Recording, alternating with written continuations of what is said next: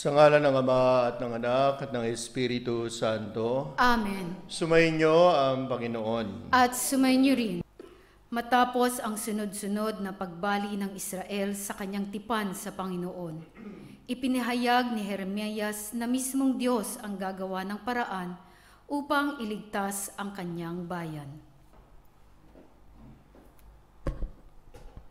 Pagbasa mula sa aklat ni Propeta Jeremias. Sinasabi ng Panginoon, darating ang panahon na gagawa ako ng bagong pakikipagtipan sa Israel at sa Huda. Ito'y di gaya ng tipang ginawa ko sa kanilang mga minuno, nang ilabas ko sila sa Ehipto. Bagamat sumira sila sa kasunduan namin, nagtiyaga ako sa kanila. Ganito ang gagawin kong tipan sa Israel. Itatanim ko sa kanilang kalooban ng aking kautusan. Isusulat ko sa kanilang mga puso. Ako'y magiging kanilang Diyos at sila ang magiging bayan ko. Hindi na nila kailangang turuan ng isa't isa upang makilala ang Panginoon. Lahat sila, dakil at hamak, ay makakakilala sa akin, sapagkat patatawarin ko sila sa kanilang maling gawain at hindi ko nagugunitain pa ang kanilang kasalanan. Ang salita ng Diyos. Salamat sa Diyos. Salmong tugunan. Diyos ko, sa aking likhain, tapat na puso't loobin.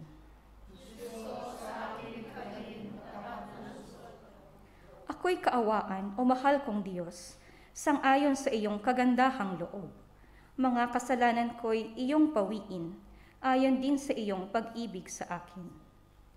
Linisin mo sana ang aking karumihan at ipatawad mo yaring kasalanan. Ko sa aking likhain, tapat na puso't loobin. Isang pusong tapat sa aking likhain, bigyan mo, O Diyos, ng bagong damdamin. Sa iyong harapay, huwag akong alisin, ang espiritu mo ang paghahariin. Diyos ko sa aking likhain, tapat na puso't loobin. Ang galak na dulot ng iyong pagliligtas, ibalik at ako ay gawin mong tapat. Kung magkagayon na, aking tuturuang sa iyo, lumapit ang makasalanan. Diyos ko sa aking likhain, tapat na puso't loobin.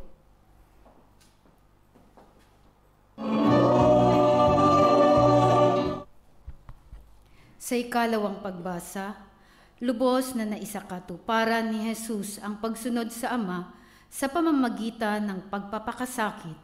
Sa paraang ito, siya ang naging bukal ng ating kaligtasan.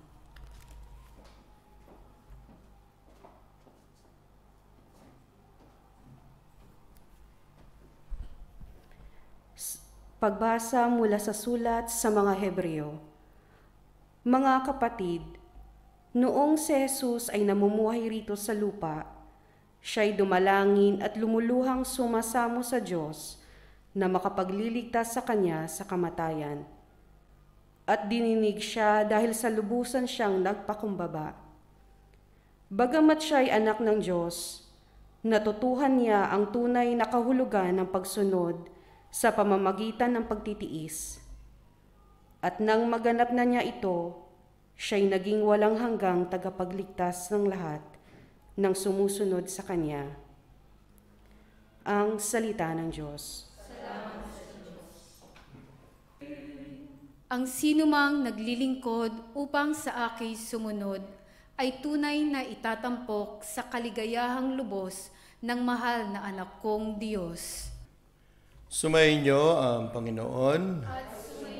Ang pagbasa sa mabuting balita ng Panginoon ayon kay San Juan.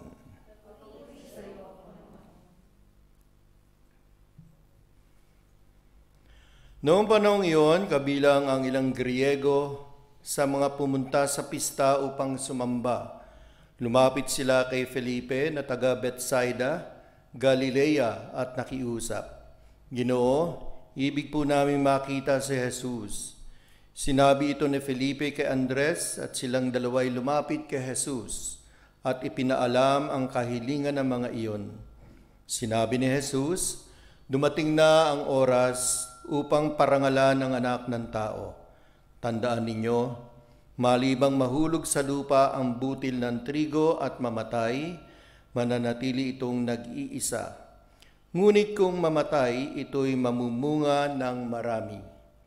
Ang taong labis na nagpapahalaga sa kanyang buhay ay siyang mawawalan nito.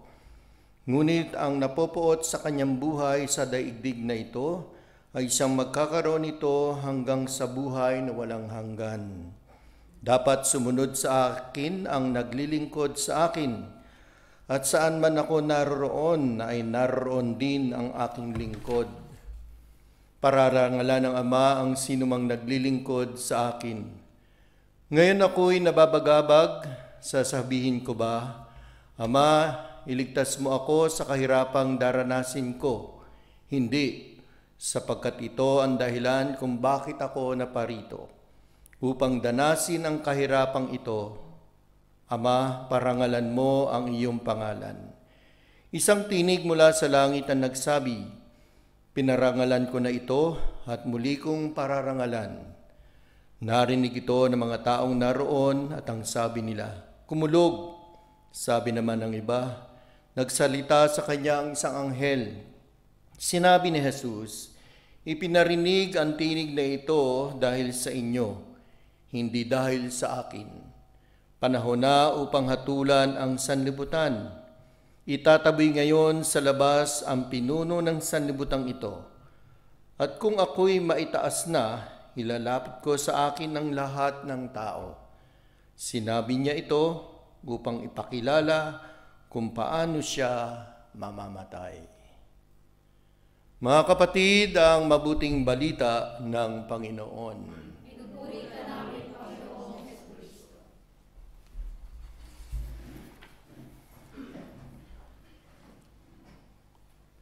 Sabi ng Ebanghelyo, malibang mahulog sa lupa ang butil ng trigo at mamatay, mananatili itong nag-iisa.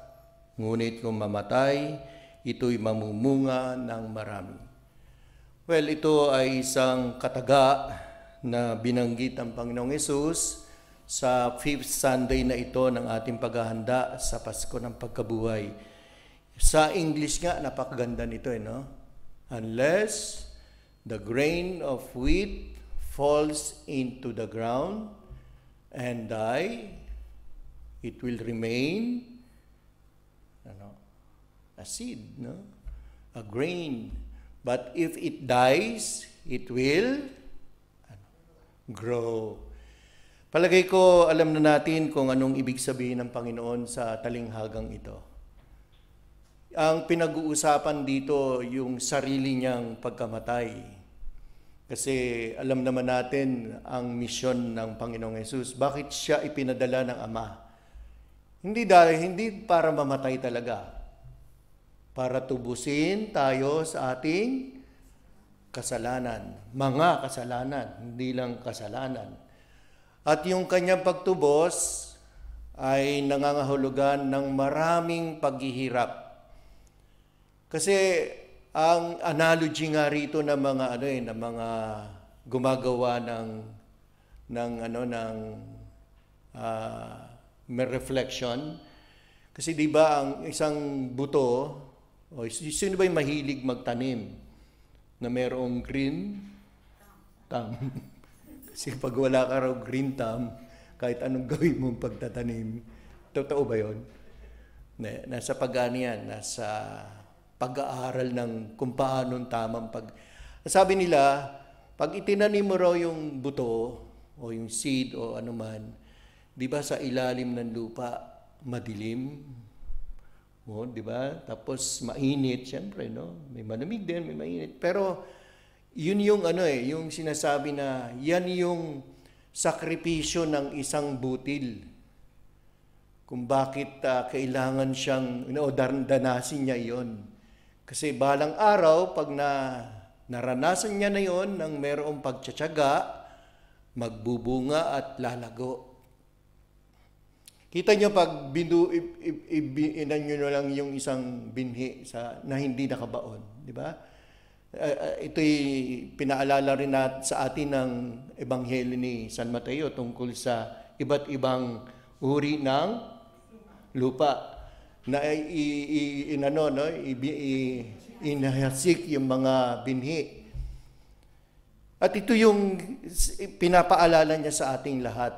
Tayo rin, bilang mga Kristiyano o na nagnanais sumunod sa yapak ni Kristo, kasi yun lang naman talaga ang layunin natin dito, kung bakit tayo hindi para mabuhay ng permanente sa mundong ito.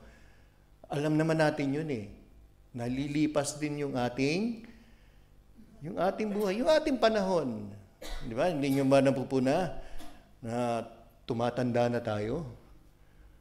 Hindi ba natin naiisip na balang araw, may iba namang darating dito? May iba namang papalit sa atin? May iba namang maglilingkod din? Kasi may mga tao na ayaw nang umalis sa mundo. Ako ho, meron nung mga experience sa parokya especially sa Pilipinas. Meron kaming mga servers dun, 80 plus na, magna 90 na. Ayaw pang bumitaw. Kasi sabi nila, ito yung buhay namin eh. Sino may sabi sa inyo? No? Kaya isang gumagawa ang para Diyos eh. Example, yung isang namin na lay minister, no? Kasi sabi niya, this is my life. Sabi niya, ito lang talaga yung nagpapalakas ng loob ko kapag nagsaserve. Paano po pag wala na kayo rito? Manghihina Hindi, Father, sabi niya, talagang gusto ko dito.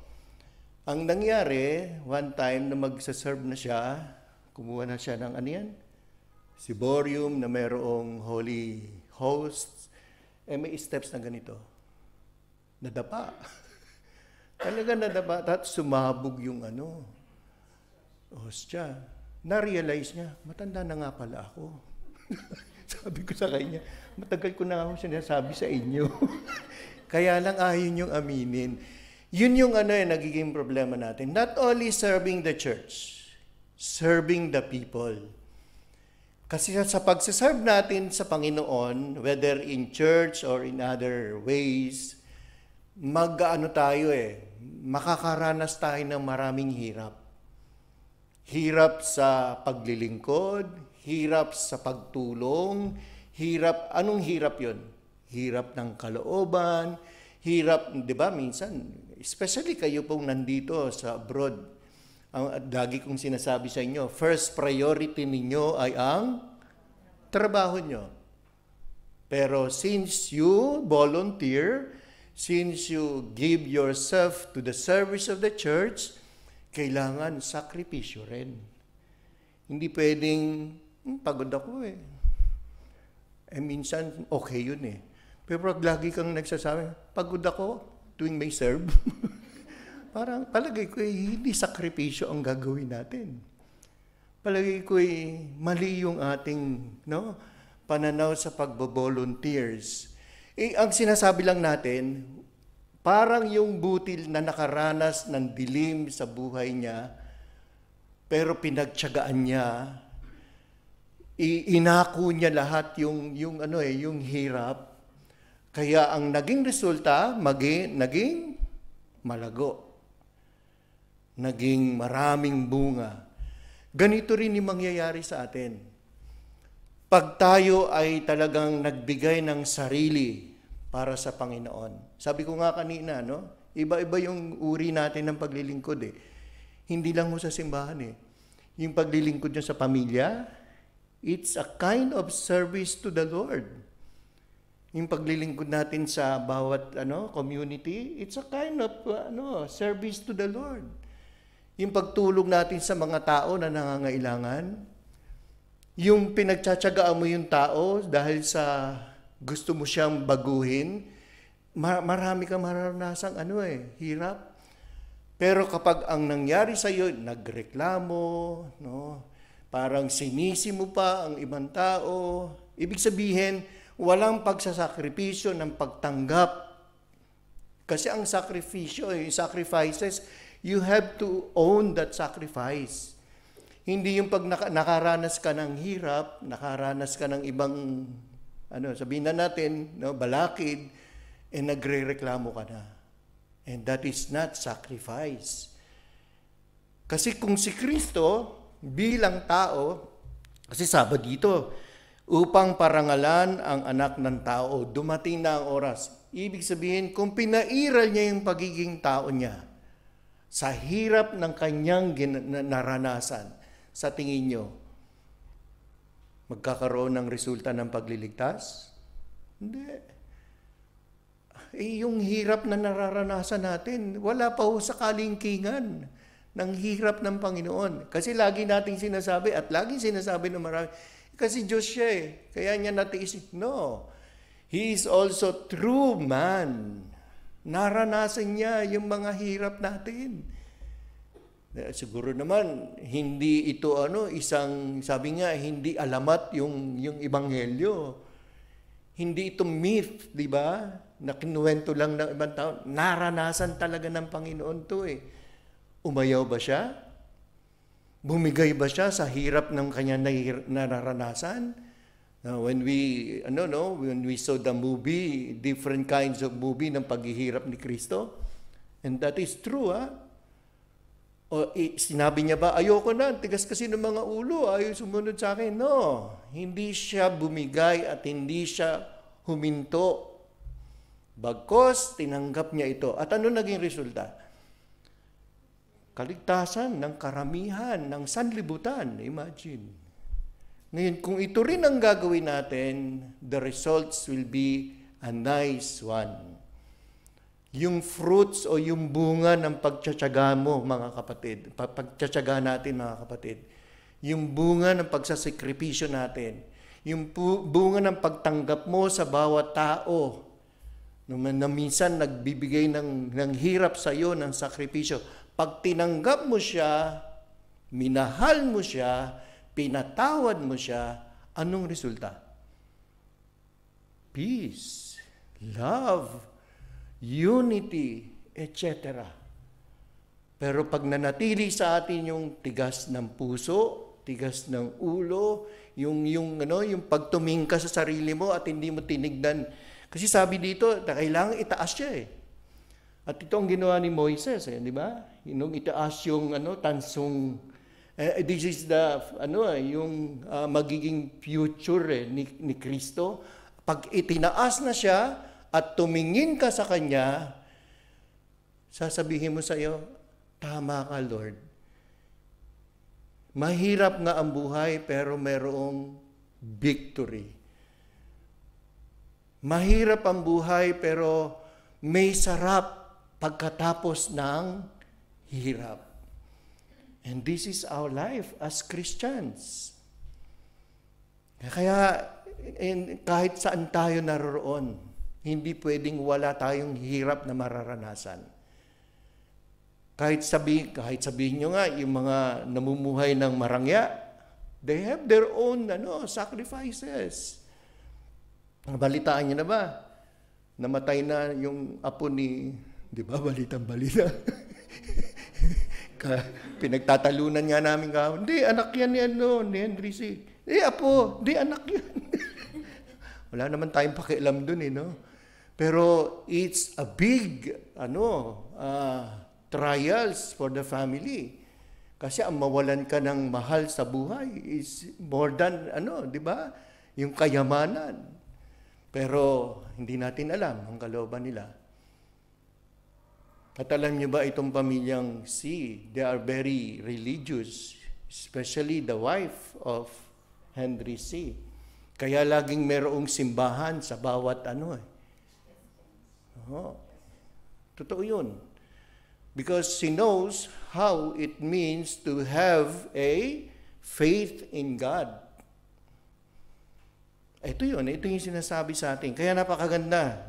Siguro, ito yung isa sa mga bigyan natin ng reflection sa buhay natin. Na tayo parang mga trigo. Na hanggat hindi tayo mamamatay, kasi ang sinasabi ditong death is not physical death. Yung araw-araw na dapat mamatay ka sa iyong lumang pagkatao. Yung everyday experience of your death na yung sama ng ugali mo, yung sama ng pag-iisip mo, yun dapat yun ang mamatay sa atin. At yun ang dapat mawala. No? And sometimes it's very hard to accept. Napakahirap tanggapin na tayo'y mas masama kaysa sa iba. Ang lagi nating ginagawa, we judge other people. We point to other people. We don't accept our sinfulness, our weaknesses. And this is one of the sacrifice to do. Aminin ang ating pagkamakasalanan, ang ating kahinaan, at palalakasin tayo ng Espiritu ng Panginoon. So sana pagdating natin, kasi 2 weeks na lang po, we will enter into Holy Week. At sana ho talagang handang-handa na tayo. Wala ho tayong confessions eh. Kaya dapat, let us give chance itong salitang ito ng Panginoon na papasukin sa ating puso, sa ating kalooban. Upang unti-unti tayo ay nakakasunod sa kanyang kagustuhan, sa kanyang kalooban. Ang ganda nga ng salmo, di ba? Ulitin mo, ano yung salmo? Panatilihin mo sa amin ang pusong tapat at loobin. Kita mo? Few minutes pa lang nakakalipas. Nalimutan. Every word of God is very important. Alam naman natin yan, no? Yeah, yun eh. Sana yun yung dasal natin. Panatilihin mo sa akin, Lord, ang pusong tapat at tapat na kalooban para sa iyo. Para sa Ama. Para kay Kristo. Sumayin niyo ang Panginoon. At sumayin niyo rin. Ibuko kayo, hingi ng biyaya ng Diyos. Ang Diyos amang maawain na nagkaloob sa inyo ng anak niyang nagpakasakit bilang huwaran ng pag-ibig, ay siya nawang magbasbas sa inyong lahat pakundangan sa paglilingkod ninyo sa Kanya at sa kapwa ngayon at magpasawalang hanggan. Amen. Pakundangan sa Kanyang kamatayan upang kayo huwag dumanas ng walang katapusang pagkamatay, makamtanawan ninyo ang buhay na walang hanggan. Amen. Pakundangan sa pagpapakumbaba niya para sa inyong kapakanan, kayo naway makasalo sa kanyang muling pagkabuhay ngayon at magpasawalang hanggan. Amen. At pagpalain kayo ng makapangyarihan Diyos, Ama, Anak, at Espiritu Santo. Amen.